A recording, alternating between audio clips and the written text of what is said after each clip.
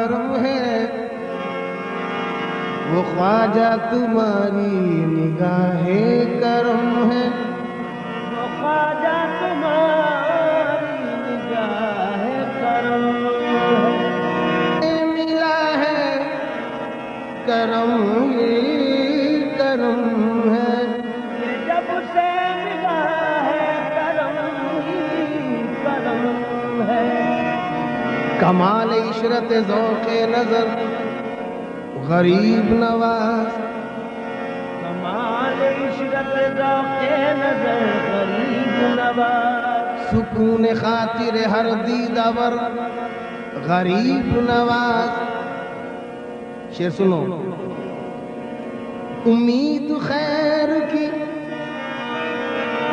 باخیر سے غلط تو نہیں کہ تم ہو نائب خیر البشر غریب نواز، تم ہو نائب خیر بشر غریب نواز۔ محترم ڈاکٹر ریحان اختر صاحب، اسسٹنٹ پروفیسر شعبہ دینیات یعنی تھیولوجی ڈپارٹمنٹ، علی گڑھ مسلم یونیورسٹی سے گزارش کر رہا ہوں کہ وہ اپنا مقالہ پیش کریں۔ ڈاکٹر ریحان اختر صاحب۔ السلام علیکم۔ السلام۔ میرے مقالے کا عنوان ہے خواجہ معین الدین چشتی رحمۃ اللہ علیہ ایک تعارف۔ بر صغیر ہند و پاک میں اسلام کی دعوت کو عام کرنے میں صوفیہ اکرام کا بہت ہی شاندار اور تاریخی رول رہا ہے۔ حضرات صوفیہ اکرام نے اسلام کی دعوت کو عام کرنے کے لیے وعظ و نصیحت سے زیادہ اپنا علمی نمونہ اور عملی نمونہ پیش کیا۔ صوفیہ اکرام کے اخلاق کی پاکیزگی، صاف ستھری، زاہدانہ اور بے تما زندگی، خلق خدا کے ساتھ ہمدردی، بلا تفریق مذہب و ملت، انسانوں سے محبت کے جذبے نے عام لوگوں کو ان صوفیہ اکرام کے قریب کر دیا جس سے وہ کفر و شرک کی زندگی سے توبہ کر کے اسلام کے دامن رحمت میں داخل ہو گئے۔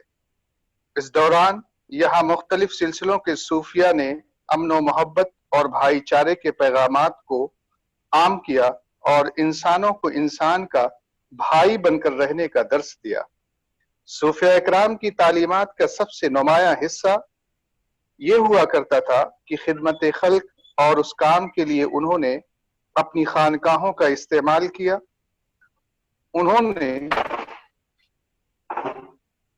انہی میں سے ایک نام حضرت خواجہ اجمیری رحمت اللہ علیہ کا بھی ہے۔ آپ نے بھی خانقاہوں میں لنگر کے رواج کو عام رکھا اور زمانے میں جس وقت غذائی قلت عام تھی اور لوگوں کو پیٹ بھر کے لیے کھانا ملتا نہیں تھا، صوفیہ اپنے خانقاہوں میں ہر روز ہزاروں افراد کو کھانا کھلایا کرتے تھے۔ بے شمار لوگ جو خانقاہ میں نہیں آ سکتے تھے ان کے گھر پر کھانا بھیج دیا کرتے تھے، اور جن لوگوں کے گھر دور تھے ان کے گھر راشن بھیجوا دیا کرتے تھے۔ خدمت خلق کا یہ طریقہ عام صوفیاؤں کا طریقہ تھا، مگر حضرت خواجہ معین الدین چشتی اجمیری رحمت اللہ علیہ نے اس پر بہت زور دیا اور اسی غریب پروری کے سبب انہیں عوام نے خواجہ غریب نواز کے لقب سے پکارنا شروع کر دیا۔ فرماتے ہیں عاجزوں کی فریاد رسی،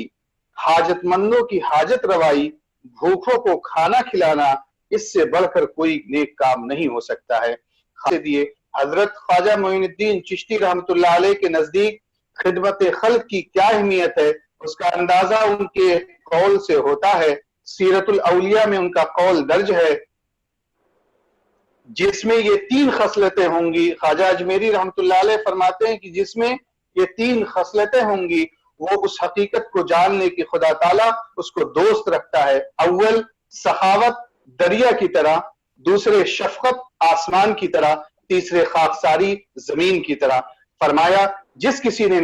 یہ نعمت پالی سخاوت سے پائی، اور جو تقدم حاصل کرتا ہے صفائے باطن سے وہ حاصل کرتا ہے۔ میں انہی تمام چند کلمات پر، مقالہ طویل ہے انشاءاللہ رحمان، جب اس پروگرام کے قائد مولانا ڈاکٹر یاسین علی عثمانی کی قیادت میں یہ کتابی شکل میں آئے گا تو میں سمجھتا ہوں یہ تاریخ کے صفحات میں ایک اور تاریخ رقم کرے گا۔ وما علینا الا البلاغ۔ السلام علیکم۔ عالی جناب محترم پروفیسر صغیر ابراہیم صاحب۔ آواز آ رہی ہے؟ جی جی، دانشوران علم و ادب اور محبان ملک و ملت، سلام مسلوب۔ بزرگوں اور دوستوں، اگر ہم 11ویں اور 12ویں صدی عیسوی پر نگاہ ڈالیں تو عرب، ایران، عراق، سمرقند، بلخ، بخارا کیا پورا ایشیا تاتاریوں کی بدولت خوف و ہراس میں مبتلا۔ ایسے پرآشوب دور میں حضرت خواجہ معین الدین چشتی ہندوستان تشریف لائے اور جہد فکر و عمل کے لیے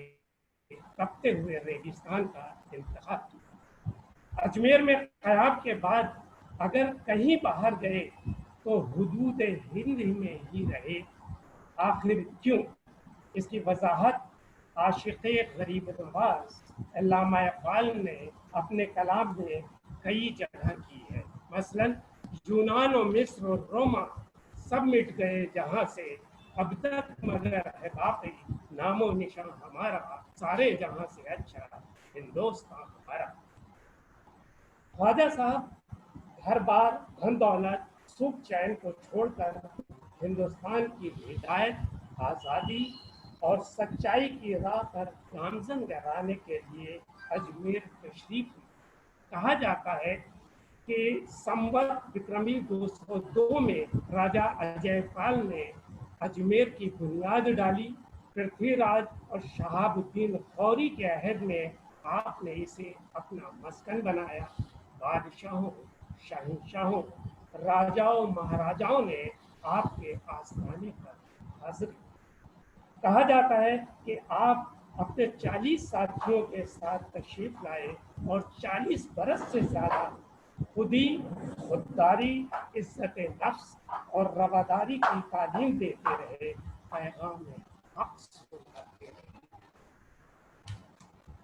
چشتیہ سلسلے کی 800 سال سے زیادہ کی تاریخ ہے۔ خواجہ صاحب کے شجرہ نسب یا شجرہ طریقت پر ان گنت نگارشات موجود ہیں۔ مثلا جو اہم ہیں ان کے صرف میں نام لے لوں گا، جناب محمد اکرام ICS کے آب کوثر، پروفیسر خلیق احمد نظامی کی مشائخ چشت، یا معروف اور معتبر کتابوں میں تاریخ فرشتہ، سفرنامہ ابن بطوطہ، تذکروں کے علاوہ خود سید سلیمان ندوی کی کتاب عرب و ہند کے تعلقات اس پر روشنی ڈالتی ہے اور بہت خوبی سے پیش کیا جاتا ہے۔ خواجہ غریب نواز کی ذہنی و قلبی فتوحات، کرامات، ارشادات اور ملفوظات کو آپ کے جانشینوں نے مختلف زبانوں میں مختلف زاویہ نگاہ سے پیش کیا۔ تیلی اور ناگور سے شروع ہونے والا طویل سلسلہ حضرت داتا گنج سے سید محمد بن گرامی اور شاہ برکت اللہ پریمی کی درگاہ تک سبھی کو ہدایت رہی ہے کہ خلق خدا کو اپنا بھائی سمجھا جائے اور ان سے بلا تفریق مذہب و ملت محبت کی جائے۔ توحید انہوں نے موقع موقع پر سلاطین و عمرہ کو مشورہ دیا ہے کہ حکومت کی بنیاد بلا تفریق مذہب و ملت کی جائے۔ یہ ایک طویل ہے مضمون، لیکن میں اس کے اوپر صرف یہ کہنا چاہتا ہوں کہ خاکساری کے اس دور میں یا آج کے ہی دور میں اگر ہم یہ دیکھنا چاہیں کہ وہ ہندوستانی فضا کس طرح سے ہوئی، اس میں کن پہلوؤں کو آگے بڑھایا گیا ہے، تو اس کی بہت سی مثالیں ہم یہاں پر دے سکتے ہیں۔ مثلا ہم دے سکتے ہیں کہ جس میں خواجہ غریب نواز کے ہی تعلق سے صرف ایک پہلی مثال میں دے دینا چاہتا ہوں۔ سکھوں کے گرو نانک جی نے مشہور کتاب جنم ساکھی میں کہا ہے کہ خدا کے ان سچے بندوں نے خدا کے ان سچے بندوں میں یعنی صوفیہ کرام نے ہندوستان کو تلوار کے زور سے نہیں بلکہ اپنے کردار اور روحانی طاقت سے جیتا ہے۔ متعدد ہندو مصنفین نے سرکار غریب نواز پر مستقل کتابیں لکھی ہیں۔ چند مثالیں جیسے مہامنی سوامی پران ناتھ جنہوں نے پرانامی مسلک جن کی وجہ سے کہا اور راجہ چھترسال جن کے چھایا میں آئے، انہوں نے خواجہ غریب نواز پر پناہ اشعار قلم کیے۔ خود ایک صوفی بزرگ جن کے ساؤتھ میں اس وقت ہزاروں ماننے والے ہیں، خود اپنی نگارشات میں خاص طور سے تصوف کے تعلق سے خواجہ معین الدین چشتی کی خدمات اور ان کی کرامات کا ذکر کیا۔ ایک اور نام ہے منشی بابی لال جن کے بہت سے واقعے شاہ نواسی سے شائع ہوئی ہے، اس اور ان کے جانشینوں کی زندگی سے حاصل ہونے والے تجربات کا نچوڑ کیا ہوگا، حیات و کائنات کی کشاکش میں کیا ہے، آفات ارضی و سماوی سے بچنے کے کیا تدابیر ہیں، یہ تمام ان کے ملفوظات اور ارشادات ہیں۔ جو غیر مسلم شعراء ہیں ان میں چندر بھان نگم راحت، گنگا دھر فرحت، بیمل کرشن سنہا اثر نے خواجہ غریب نواز پر بہت زیادہ کیا ہے۔ میں اپنی بات کو ختم کرتے ہوئے یہاں کہنا چاہتا ہوں کہ افسانوی ادب میں بھی ہمارے یہاں قصے کہانیوں میں اس انسانیت کو سبق کو داخل کرتے ہوئے فارسی شعر و ادب سے قطع نظر صرف اردو کی جب بات کی گئی تو سب سے پہلے عبدالحلیم شرر نے خواجہ غریب نواز کو سامنے رکھ کر 1890 میں منصور موہنا ناول لکھا اور جو پھر ان کی اس پورے واقعے کو بیان کیا۔ اور ختم کرتے سب کا شکریہ ادا کرنا چاہتا ہوں، خاص طور سے عثمانی صاحب کا، انہوں نے اس اہم موضوع پر کم از کم گفتگو کا ایک وسیلہ بنایا۔ ایک بار پھر میں آپ سب کا شکریہ ادا کرتا ہوں۔ خدا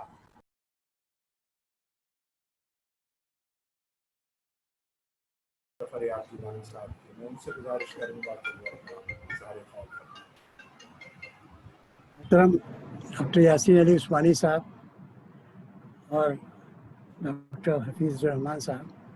اور تمام شرکاء اس ویبنار کے، جیسا کہ ابھی ڈاکٹر صغیر ابراہیم صاحب نے بتایا اور اس سے پہلے ڈاکٹر منظور عالم صاحب نے جو بات کہی تھی، میں صرف اسی پر کنفائن کروں گا۔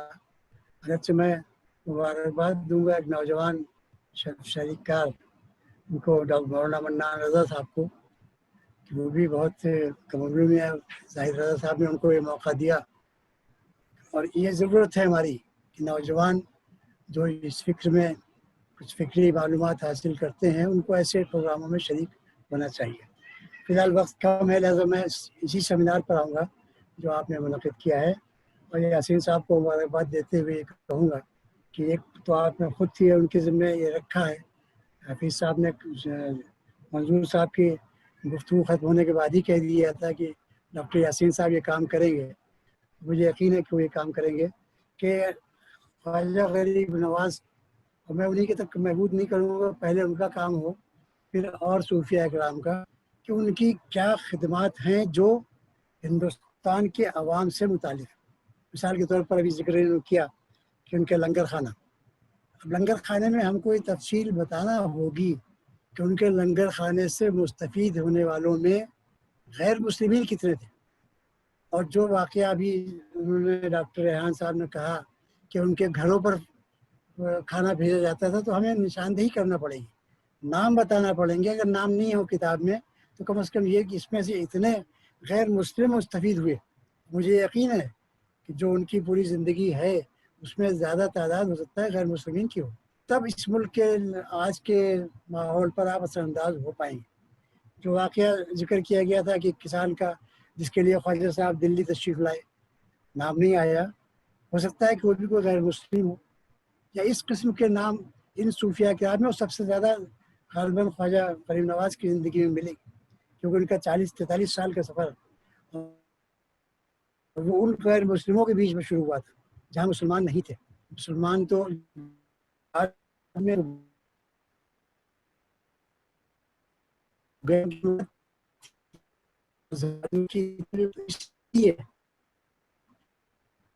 ہم نے ان کو کیوں کہاں وہ سکے، جیسا آپ نے خود کہا کہ وہ انہوں نے کبھی زندگی میں تلوار نہیں اٹھائی، تو اس کا مطلب لڑائی کامیاب ہوئے۔ قاسم وغیرہ تو لڑ کر انہوں نے اپنا سلوک دکھایا، تب لوگ ان کے ساتھ ہوئے، لیکن پہلے ان کو لڑائی لڑنا پڑی تھی راجا سے، قربانیاں دینا پڑی تھی، شہید ہونے ہوئے تھے ان کے ساتھی، پھر ان کے سلوک سے لوگ مسلمان بھی ہوئے اور اس سے لوگوں نے معروف بھی ہوئے اور ان کے عقیدت مند ہوئے۔ لیکن خواجہ غریب نواز کی زندگی میں تو آپ خود کہہ رہے ہیں کہ انہوں نے کبھی تلوار نہیں اٹھائی، اور اپنے صرف کردار سے، اپنے عمل سے اور اپنے طریقہ کار سے لوگوں کو اتنا انہوں نے متاثر کیا کہ وہ بغیر کہے ہوئے اسلام قبول کرنے لگے، اور نئی بھی جنہوں نے اسلام قبول کیا وہ ان کے عقیدت مند ہو گئے، اور یقیناً آج تک بڑی تعداد عقیدت مندوں کی چلی آ رہی ہے غیر مسلموں میں بھی۔ اور اسی طرح اور صوفیاء کرام، ہمارے بہرائچ میں جو درگاہ ہے اس کے عقیدت مندوں میں زبردست تعداد صوفی ان کی غیر مسلموں کی ہے۔ تو ہم ڈاکٹر یاسین علی عثمانی صاحب سے کہیں گے کہ یہ ٹیم جو انہوں نے جمع کی ہے آج، جس نے اس سیمینار میں شرکت کی، ویبنار میں شرکت کی، ان کے ذمے سے ایک مختصر، میں کتاب لکھنے کی بات نہیں کر رہا، عوام کو متاثر کرنے کے لیے، اس میں مسلمان اور غیر مسلم دونوں عوام، خاص طور سے نوجوانی کے دور سے جو گزر رہے ہیں، طالب علم کے دور جو چل رہے ہیں، ان کے لیے بڑی کتابیں وہ غیر معنی ہو جاتی ہیں، غیر مؤثر کہ وہ اس سے پڑھ نہیں سکتے۔ لہذا اگر 8 پیج کا کتاب چاہا اور اس میں ان واقعات کا زیادہ ذکر ہو جو ان کی روحانی زندگی تھی، اس سے مسلمان واقف ہیں اور عقیدت مند ہیں، نہ ان کا تفصیل کی بیان کی جائے تو بہتر ہے، کیونکہ اس میں صرف ان کا تعارف آ جائے ایک پیراگراف میں، باقی ان کے یہ واقعات جو ان کی زندگی میں جس سے عوام پر اثر پڑا ہے اور جس سے وہاں کے عوام متاثر ہو کر ان کے عقیدت مند ہوئے ہیں یا بعد میں مشرف با اسلام ہوئے ہیں، اگر ان کے جتنے واقعات تاریخ میں اویلیبل ہیں، اور اس میں غیر مسلموں کے نام سے زیادہ واقعات کہ ان کا غیر مسلموں کے ساتھ کیا سلوک رہا ہے، اگر یہ جمع ہو جائے اور یہ کتابچہ چاہے وہ 8 پیج کا ہو، زیادہ سے زیادہ 12 پیج کا ہو، یہ آ جائے ہندی اور اردو میں، جیسے ڈاکٹر منظور عالم صاحب نے بھی کہا، تو میں سمجھتا ہوں کہ اس ویبنار کی بہت زبردست کامیابی یہ ہوگی، اور ہمیں یقین ہے کہ یاسین علی عثمانی صاحب اس بارے میں کوشش کریں گے۔ ایک آخری بات یہ کہوں گا کہ جو بات ابھی جس سے آپ کو یہ اس کے لیے اس ویبنار کرنے کی ضرورت پیش ہوئی، میں تو اس اینکر کا شکریہ ادا کرتا ہوں۔ نا مسلمانوں کا مزاج یہ ہے کہ جب وہ پرسکون ہوتے ہیں تو وہ ان سب باتوں سے غافل رہتے ہیں، اور جب کوئی انتشار ہوتا ہے،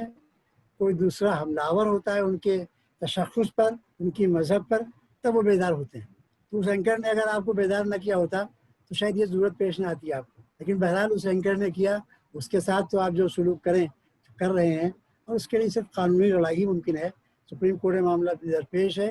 میں چاہوں گا کہ سپریم کورٹ میں مسلمانوں کی طرف سے ایک بھرپور مخالفت ہو اس کی تحریک کی، اور کورٹ میں اس واضح کیا جائے کہ اس کا وہ جملہ ناقابل معافی ہے، اور اس کے لیے جتنی بھی دفعات لگ سکتی ہیں سپریم کورٹ کو بتانا پڑے گا۔ اب سپریم